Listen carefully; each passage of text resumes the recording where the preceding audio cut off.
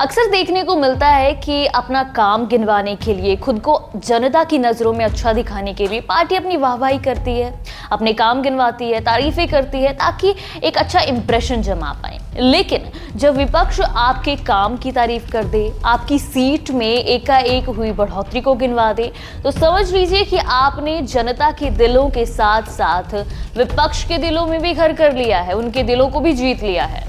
ऐसा अक्सर देखने को मिलता नहीं है, लेकिन ऐसा हुआ है जहां कांग्रेस अध्यक्ष भाजपा की सीटों में हुई बढ़ोतरी को कहते हुए नजर आए, एक तरह से उनकी वाहवाही करते हुए नजर आए। वहीं कांग्रेस की एकाएक बेइज्जती करते हुए नजर आई बंगाल की मुख्यमंत्री ममता बनर्जी, जहां उन्होंने कहा कि कांग्रेस को इन चुनावों में 40 सीट मिल पाना भी बहुत ज्यादा मुश्किल लग रहा है। आइए जानते हैं कि पूरा मामला क्या है।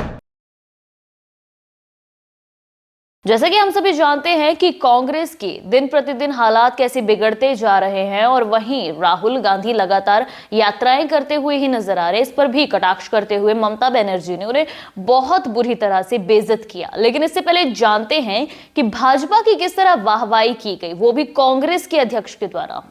अक्सर देखा गया है कि विपक्ष एक दूसरे पर कटाक्ष करते हुए नजर आते हैं, एक दूसरे की बुराइयां करते हुए, उनकी खामियों को उजागर करते हुए नजर आते हैं। इसी बीच जब बजट सत्र चल रहा था, उस दौरान कांग्रेस के अध्यक्ष मल्लिकार्जुन खड़गे भाजपा की वाहवाही करते हुए नजर आए, जहां उन्होंने कहा कि पहले तो आपकी सीटों की गिनती 350, 330 इतने के करीब थी, लेकिन अब ये सीटों की गिनती 400 के भी पार हो रही है।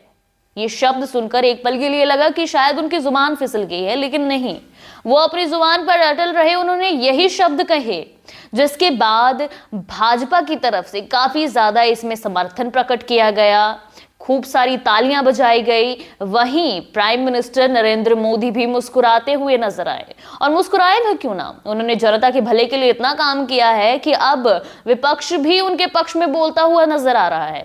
इसी बीच भाजपा की महिला कार्यकर्ता, महिला सांसद अमेठी से स्मृति ईरानी, उन्होंने ट्विटर पर ट्वीट करते हुए कहा कि तीसरी बार 400 से भी पार, यानी कि तीसरी बार अब सीटों की गिनती 400 से भी पार जाने वाली है।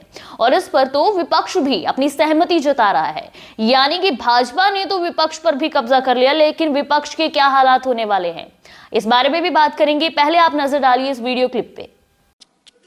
और लेकर आपका इतना बहुमत है, अब तो पहले 330, 334 की, अब ने तो 400 पार हो रहा है।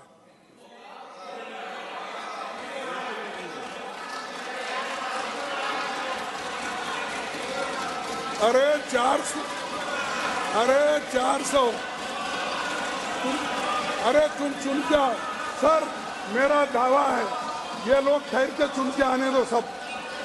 नहीं, ये लोग ठहर के चुन के आने दो। इसी बीच जहां कांग्रेस एक तरह से कवर अप कर रही थी कि नहीं, हम बंगाल में भी जो गठजोड़ हुआ है, एक गठबंधन हुआ है, वो मिलकर चुनाव लड़ेंगे, जिस पर ममता बनर्जी ने साफ साफ इनकार कर दिया था कि वो इस गठबंधन के साथ है ही नहीं।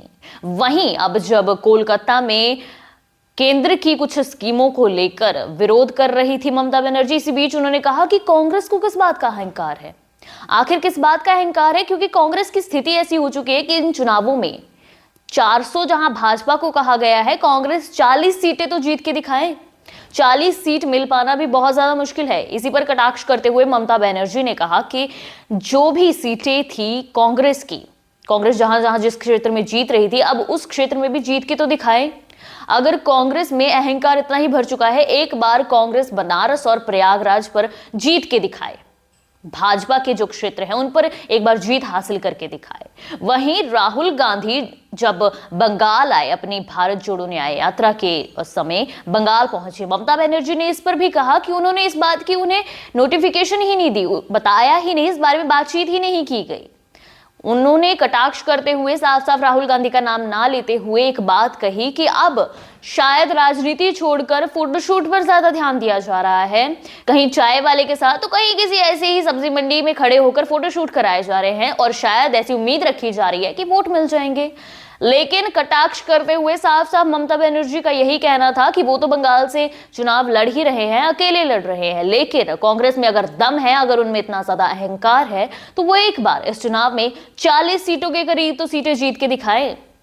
अब देखने वाली बात है, जहां विपक्ष के अध्यक्ष तक सत्ता पक्ष की इतनी तारीफ कर रहे हैं, उनकी सीटों में बढ़ोतरी गिना रहे हैं, वहीं कांग्रेस के हालात आने वाले चुनावों में कैसे खराब होने वाले हैं। फिलहाल के लिए इतना ही, और अपडेट्स के साथ जुड़े रहने के लिए देखते रहिए वंदे भारत 24। आप सबका बहुत बहुत धन्यवाद।